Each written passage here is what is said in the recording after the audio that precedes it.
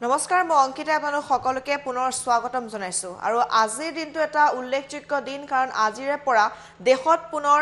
Rail চলাচল আৰম্ভ হ'ব বিশেষকৈ বহিৰাজ্যত যিসকল লোক আবদ্ধ হৈ আছে অসমৰ লোক বা দেশৰ বিভিন্ন প্ৰান্তৰ লোক বিভিন্ন প্ৰান্তত আবদ্ধ হৈ আছে গতিকে তেওঁলোকে আজি নিজৰ গৃহভূমিলৈ উভতি আহিব পাৰিব আৰু আজিৰে পৰা সেই ৰেল যাত্ৰা আৰম্ভ হ'ব আমি জনাইছো আপোনালোকক এই খবৰ এই মুহূৰ্তত আজি ৰেলেৰে নিজ ঘৰলৈ উভতিব পাৰিব বহিৰাজ্যত আবদ্ধ হৈ থকা বহু লোক সোমবাৰে বিয়লি প্ৰকাশ কৰা হয় ৰেলৰ নাম তালিকা আৰু সূচী নতুন দিল্লীৰ পৰা উত্তৰ পূবলৈ আহিব দুখনকৈ ৰেল নতুন দিল্লীৰ পৰা ডিব্ৰুগড়লৈ চলিব ৰেল আৰু ইতিমধ্যে ই টিকটৰ জৰিয়তে যিসকলে কালি টিকটসমূহ ক্ৰয় কৰিছে তেওঁলোক আজি ঘৰলৈ উভতি আহিব পাৰিব যিসকলৰ কনফাৰ্ম হৈছে তেওঁলোক ঘৰলৈ উভতি আহিব পাৰিব নতুন দিল্লীৰ পৰা উত্তৰ পূবলৈ আজি দুখনকৈ ৰেল আহিব নতুন দিল্লীৰ পৰা ডিব্ৰুগড়লৈ এখন ৰেল চলিব আৰু বিয়লি ভাগত দিল্লীৰ পৰা ডিব্ৰুগড় অভিমুখে সেই যাত্ৰা আজি আৰম্ভ হ'ব বিয়লি 4:45 দিল্লীৰ পৰা তেওঁলোকে যাত্ৰা আৰম্ভ কৰিব ডিব্ৰুগড়লৈ আৰু সেইখন ৰেল দিল্লীৰ পৰা ডিব্ৰুগড়লৈকে চলিব যিসকল লোক দিল্লীৰ বিভিন্ন প্ৰান্তত আবদ্ধ হৈ আছে তেওঁলোকেও ইতিমধ্যে টিকট ক্ৰয় কৰিছে অসমলৈ উভতি আহিবৰ বাবে 02424 নম্বৰৰ ৰাজধানী এক্সপ্ৰেছ ৰেলখনে আজি যাত্ৰা আৰম্ভ কৰিব আৰু 14 মেৰ নিশা ডিব্ৰুগড়ৰ পৰা দিল্লী অভিমুখে যাত্ৰা কৰিব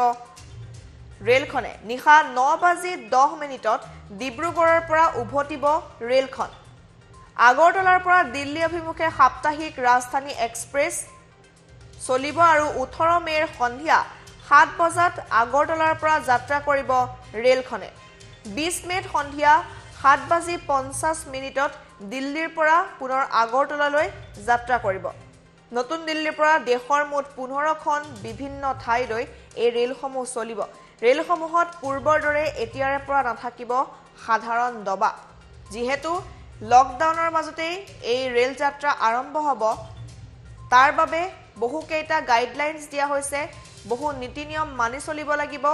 কোনখন ট্ৰেইন কেতিয়া চলিব এই সকলোবোৰ সময় নিৰ্ধাৰণ কৰা হৈছে বিশেষকৈ যিসকল অসমৰ লোক বাহিৰত আবদ্ধ হৈ আছে দিল্লীৰ বিভিন্ন প্ৰান্তত আছে বহু লোক আবদ্ধ হৈ তেওঁলোকো এতিয়া নিজৰ ঘৰলৈ উভতি আহিব পাৰিব নতুন দিল্লীৰ পৰা উত্তৰ পূবলৈ দুখনকৈ ৰেল আহিব পুনৰ কৈছো আমি নতুন দিল্লীৰ পৰা ডিব্ৰুগড়লৈ এখন ৰেল চলিব বিয়লি দিল্লীৰ পৰা ডিব্ৰুগড় অভিমুখে এই যাত্ৰা আজি আৰম্ভ হ'ব বিয়লি 4:45 দিল্লীৰ পৰা যাত্ৰা আৰম্ভ কৰিব 02424 নম্বৰৰ ৰাজধানী এক্সপ্ৰেছ নামৰ ৰেলখনে বিশেষকৈ এতিয়া চাব লাগিব যিসকল যাত্ৰীয়ে যাত্ৰা কৰিব তেওঁলোকে বহু কেইটা নীতি নিয়ম মানি চলিব লাগিব www.irctc.co.in ত লগ ইন আৰু বুক কৰি যিসকলে টিকট ক্ৰয় কৰিছে তেওঁলোক ঘৰলৈ উভতি আহিব আজিৰ দিনটোত যোৱা 50 দিন ধৰি বন্ধ হৈ আছিল ৰেলৰ চলাচল ৰেলত আজি প্ৰদান কৰা হ'ব তেওঁলোকক কম্বল প্ৰদান কৰা নহব ৰেলত পানী আৰু খাদ্য কিনি খাব পাৰিব বুলি উল্লেখ কৰা হৈছে টিকট কেনসেল কৰিলে 50% ধনহে তেওঁলোকক ঘূৰাই দিয়া হ'ব আৰু কেৱল কনফাৰ্ম টিকট থকা সকলেহে যাত্ৰা কৰিব পাৰিব দিল্লীৰ পৰা আগৰতলা আৰু হাওড়াৰ মাজত ৰেল চলাচলৰ সম্ভাৱনা আজি আছে দিল্লীৰ পৰা পাটনা বিলাসপুৰ ৰাঁচী আৰু ভুৱনেশ্বৰ মাৰগাঁও মুম্বাই চেন্ট্ৰেল আহমেদাবাদ সেকেন্দ্ৰাবাদ বেংগালুৰু চেন্নাই তিৰুৱন্তপুৰম দিল্লীৰ পৰা জম্মু টাৱি ষ্টেচনলৈকে ৰেল চলাচল কৰিব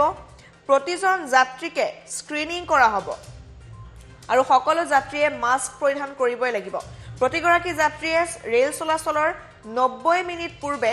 উপস্থিত হ'ব লাগিব ষ্টেচনত আৰু ৰেল চলাৰ 15 মিনিট পূৰ্বে বন্ধ কৰা হ'ব যাত্ৰীৰ দুৱাৰ আৰু ষ্টেচন সোমোৱাৰ পূৰ্বে যাত্ৰীসকলক স্ক্ৰিনিং কৰা হ'ব লক্ষ্য স্থানত নমাৰ সময়ত প্ৰত্যেকৰে স্বাস্থ্য পৰীক্ষা কৰা হ'ব আৰু কৰোনাৰ কোনো লক্ষণ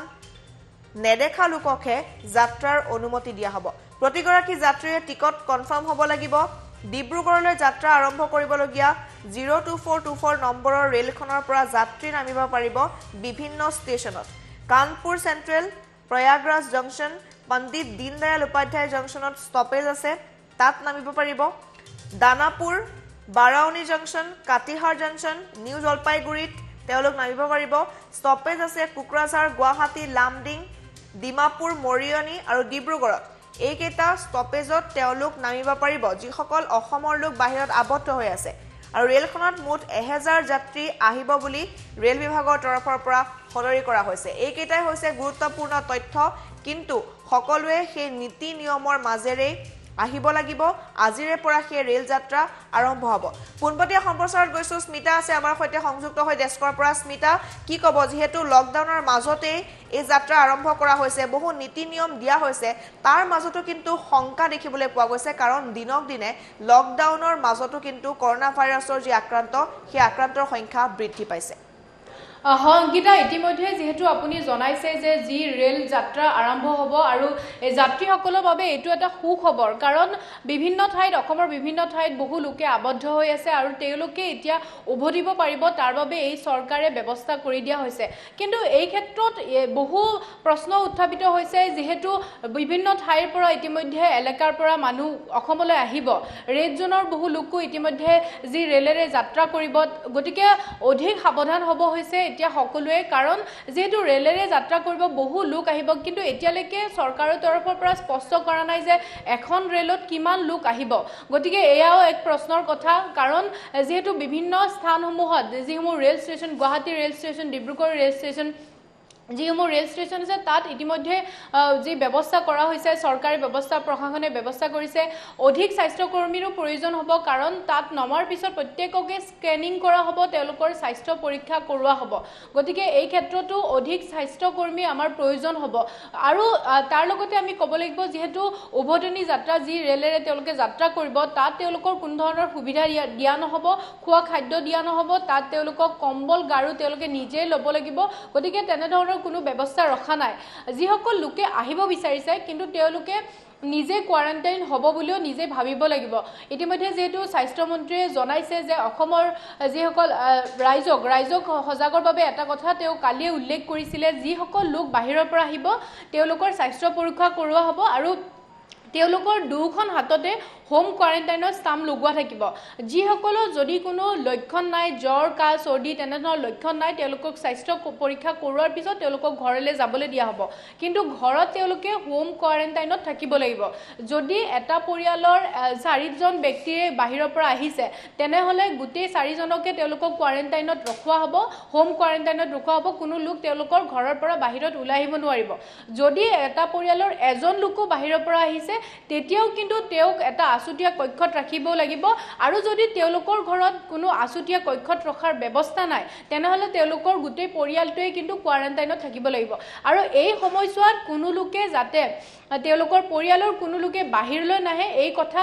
নিৰ্ধাৰণ কৰিব লাগিব স্থানীয় ৰাইজ অথবা ওচৰ চুবুৰীয়াই, কাৰণ এই ক্ষেত্ৰত ওচৰ চুবুৰীয়াৰ ভূমিকা অধিক হ'ব। কাৰণ ওচৰ চুবুৰীয়াই গম পাব, যদি কোনো লোকে তেওঁলোকৰ ওচৰৰ কাষৰ কোনো পৰিয়ালৰ লোক আহিছে, তেওঁ যদি বাহিৰলৈ ওলাই যায়, তেনেহ'লে ওচৰ চুবুৰীয়াই প্ৰথমে গম পাব পুলিচ প্ৰশাসনৰ আগতে। গতিকে তেওঁলোকে নিজে ক'ব লাগিব যে আপুনি ঘৰৰ পৰা ওলাব নোৱাৰে। যদি এই কৰোনা মহামাৰী সংক্ৰমণৰ পৰা বচাব লাগে, অসম ৰক্ষা পেলাব লাগে, এয়া হৈছে এটা উপায়। কাৰণ যেহেতু প্ৰতিদিনে কৰোনা ভাইৰাছ আক্ৰান্ত ৰোগী আমি পাই আছোঁ, আৰু যিসকল লোক বিভিন্ন ঠাইৰ পৰা আহিব, তেওঁলোকৰ দেহত নিশ্চয়কৈ কৰোনা ভাইৰাছ আক্ৰান্ত হৈ আহিবই। এইটো এটা সত্য আৰু 100% চিয়'ৰ। যদি কোনো লোকৰ অহাৰ পিছতে ওলাব, আন কোনো লোকৰ 13-14 দিন পিছত ওলাব। গতিকে এই ক্ষেত্ৰত স্থানীয় ৰাইজৰ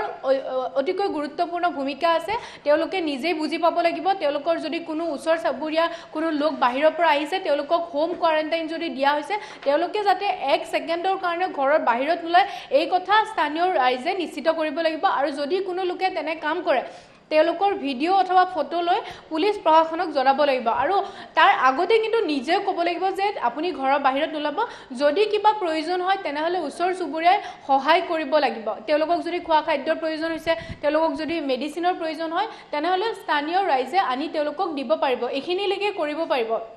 যেহেতু এখন ট্ৰেইনত প্ৰায় হাজাৰ হাজাৰ লোক ইতিমধ্যে উভতিব গতিকে প্ৰত্যেককে পুলিচ প্ৰশাসনে এজন এজনকৈ নজৰ দিব নোৱাৰে এই ক্ষেত্ৰত স্থানীয় ৰাইজৰে ভূমিকা অতিকৈ গুৰুত্বপূৰ্ণ হ'ব আৰু তাৰ লগতে আমি ক'ব লাগিব যেহেতু আজি সন্ধিয়াৰ ভাগৰ পৰা এই যি যাত্ৰা আৰম্ভ হ'ব আৰু কাইলৈ পৰখিলৈ হয়তো গুৱাহাটী আহি উপস্থিত হ'ব ডিব্ৰুগড় আহি উপস্থিত হ'ব আৰু যদি আমি গুৱাহাটী ৰেলৱে ষ্টেচনৰ কথা কওঁ ইতিমধ্যে প্ৰশাসনে গুৱাহাটী ৰেলৱে ষ্টেচনত স্কেনাৰৰ ব্যৱস্থা কৰিছে বিভিন্ন ঠাইত বিভিন্ন যি তেওঁলোকৰ স্কেনাৰ গেটত স্কেনাৰ ৰাখি থোৱা হৈছে তাৰ লগতে স্বাস্থ্য কৰ্মীসকলো তাত আহি উপস্থিত হ'ব আজি যেহেতু দিনৰ ভাগতে চোৱা চিতা কৰিব কালিও তেওঁলোকে চোৱা চিতা কৰিছিল ৰেলৱে ষ্টেচনসমূহ ক'ত কেনেধৰণে কি ব্যৱস্থা কৰিব গতিকে তেওঁলোকৰ স্বাস্থ্য কৰ্মীসকলো থাকিব বহু পৰ্যাপ্ত পৰিমাণে যেহেতু স্বাস্থ্য কৰ্মীৰ প্ৰয়োজন হ'ব তেওঁলোক আহিব তেওঁলোকে এজন এজন লোকক পৰীক্ষা কৰিব আৰু তাৰ লগতে যিসকল যাত্ৰীয়ে তেওঁলোকে যাত্ৰা কৰিব তেওঁলোকে কিন্তু ৰেলৱে ষ্টেচন আহি পাব লাগিব 90 মিনিট আগতে ৰেল আৰম্ভণি যাত্ৰা আৰম্ভ হোৱাৰ 90 মিনিট পূৰ্বে আহি পাব লাগিব কাৰণ 90 মিনিট পূৰ্বে অহাৰ এটাই কাৰণ হৈছে তেওঁলোকক পুনৰ পৰীক্ষা কৰা হ'ব তেওঁলোকৰ যদি দেহত কৰোনা আক্ৰান্তৰ কোনো ধৰণৰ কোনো লক্ষণ দেখা পায় অথবা তেওঁলোকৰ যদি বহু বেছি গা বেয়া তেনে যাত্ৰীসকলক কিন্তু যাত্ৰা কৰিবলৈ দিয়া নহ'ব গতিকে তেওঁলোকে 90 মিনিট আগতে আহি পাব লাগিব আৰু ৰেল চলাচল কৰাৰ 15 মিনিট পূৰ্বে ৰেলৰ দুৱাৰ বন্ধ কৰি দিব তাৰ পিছত কোনো লোকে কিন্তু বাহিৰলৈ ওলাব নোৱাৰে আৰু যিসকল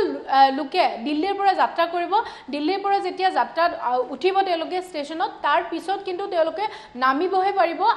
আন যিবোৰ ষ্টেচনত যিখন ট্ৰেইন ৰখাব তাত কিন্তু কোনো লোকে উঠিব নোৱাৰে এই কথাও স্পষ্ট কৰি কৈ থোৱা হৈছে আৰু অনলাইন টিকট বুকিঙৰ এটা এয়াও কাৰণ হৈছে যাতে কোনো লোকে যিসকল লোকে অনলাইন পেমেন্ট কৰিব তেওঁলোকৰ হিষ্ট্ৰী থাকিব যদি তেনে লোক কৰোনা ভাইৰাছৰ আক্ৰান্ত হোৱা যদি খবৰ পায় অথবা গম পায় তেওঁক যদি বিচাৰিব হয় তেনেহলে এয়া এক মাধ্যম হ'ব যাতে তেওঁৰ পৰা নাম ঠিকনা উলিয়াব পাৰিব তেওঁৰ লগত কোন কোন আছিল তেওঁৰ আখে-পাখে কোন কোন বহিছিল এই আটাইখিনি তেওঁলোকে উলিয়াব পাৰিব আৰু ইতিমধ্যে আমি ৰেল বিভাগৰ পৰা যেটো খবৰ পাইছো এই খবৰ অনুসৰি যিসমূহ ৰেলত যাত্ৰা কৰিব তাত স্যানিটাইজাৰ আৰু মাস্কৰো ব্যৱহাৰ যি তেওঁলোকক ব্যৱস্থা কৰা হ'ব আৰু তাৰ লগতে গোটেই যিখন ট্ৰেইন আছে স্যানিটাইজ কৰি থকা হ'ব যেহেতু ৰেল বিভাগৰ বহু কৰ্মচাৰী আছে তেওঁলোকক নিয়োজিত কৰা হৈছে এই ব্যৱস্থাটো গতিকে ৰেলখনো স্যানিটাইজ কৰি থকা হ'ব গতিকে এটা যি ভয় লগাকে আহিব কিন্তু সংকাৰে আহিব লাগিব কিন্তু তেওঁলোকে আহিব পাৰিব কিন্তু নিজে কিছু পৰিমাণে সাৱধান হ'ব লাগিব নিজে মাস্ক ব্যৱহাৰ কৰিব লাগিব নিজে স্যানিটাইজাৰ ব্যৱহাৰ কৰিব লাগিব আৰু তেনে ধৰণেহে তেওঁলোকে গুৱাহাটীত আহি উপস্থিত হ'ব পাৰিব অংকিতা হয় ধন্যবাদ জ্ঞাপন কৰিছো স্মিতা আপোনাক এই মুহূৰ্তত আৰু ইতিমধ্যে স্মিতাই গোটেইখিনি কথা উল্লেখ কৰিছে আসলতে কেনে ধৰণৰ ব্যৱস্থা গ্ৰহণ কৰা হৈছে আৰু কিদৰে তেওঁলোকে নিয়ম নীতিৰ মাজেৰে আহিব লাগিব মই আপোনালোকক পুনৰ কৈছো যে যিসকল যাত্ৰীয়ে অসমৰ যিসকল লোক বাহিৰত আবদ্ধ হৈ আছে বা অন্যান্য যিসকল লোক আছে তেওঁলোকে ই টিকটৰ জৰিয়তে অনলাইন যোগে তেওঁলোকে টিকট যিসকলে বুক কৰিছে তেওঁলোকৰ এখন ৰেল আজি যাত্ৰা আৰম্ভ হ'ব ডিব্ৰুগড়লৈকে বিভিন্ন ষ্টেচন থাকিব আৰু সেই ষ্টেচনসমূহত তেওঁলোকে নামিব পাৰিব কিন্তু এই ৰখোৱা ষ্টেচনসমূহত কোনো লোক উঠিব নোৱাৰিব মই পুনৰ জনাইছো কুকৰাঝাৰ গুৱাহাটী লামডিং ডিমাপুৰ মৰিয়নি আৰু ডিব্ৰুগড় এইকেইটা জংচনত অসমৰ যিসকল লোক আছে তেওঁলোক নামিব পাৰিব কোনো লোক যদি বাহিৰৰ পৰা আহিছে তেওঁলোক গুৱাহাটী নামিব পাৰিব লামডিং জংচনত নামিব পাৰিব কুকৰাঝাৰত নামিব পাৰিব ডিমাপুৰ মৰিয়নি আৰু ডিব্ৰুগড় এইকেইটা ষ্টেচনত তেওঁলোক নামিব পাৰিব আৰু লগতে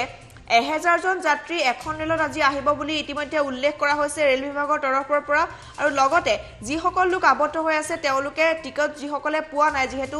বহু লোকে বৰ্তমান টিকট বুক কৰিবলৈ তেওঁলোকে চেষ্টা কৰি আছে সেইবাবে হয়তো কিছু ক্ষেত্ৰত লিংকত কিছু সময় হ'ব পাৰে কিছু পলম হ'ব পাৰে তথাপিও আপোনালোকক পুনৰবাৰ সেই লিংকটো কৈছো ৱেবছাইটটো কৈছো www.irctc.co.in ইয়াত আপোনালোকে অনলাইন টিকট বুক কৰিব পাৰিব পৰৱৰ্তী যেতিয়া ৰেল আহিব তেতিয়া আপোনালোকে পুনৰ নিজ গৃহলৈ উভতি আহিব পাৰিব কিন্তু যেহেতু বহু হাজাৰ হাজাৰ লোকে বৰ্তমান টিকট বুক কৰি আছে গতিকে হয়তো কিছু পলম হ'ব পাৰে কিন্তু যিসকল লোক আবদ্ধ হৈ আছে তেওঁলোকৰ বাবে জনাইছো তেওঁলোকে হতাশ হ'ব নালাগে তেওঁলোকে আহিব পাৰিব কিন্তু কিছু পলম হ'ব পাৰে এই ৰেলেৰে ইতিমধ্যে যাত্ৰা যেহেতু আৰম্ভ হৈছে নীতি নিয়মৰ মাজেৰে আজিৰে পৰা এই ৰেল যাত্ৰা আৰম্ভ হৈছে আৰু নিজৰ ঘৰলৈ উভতি আহিব পাৰিব অসমৰ বাহিৰত আবদ্ধ হৈ থকা বহু লোক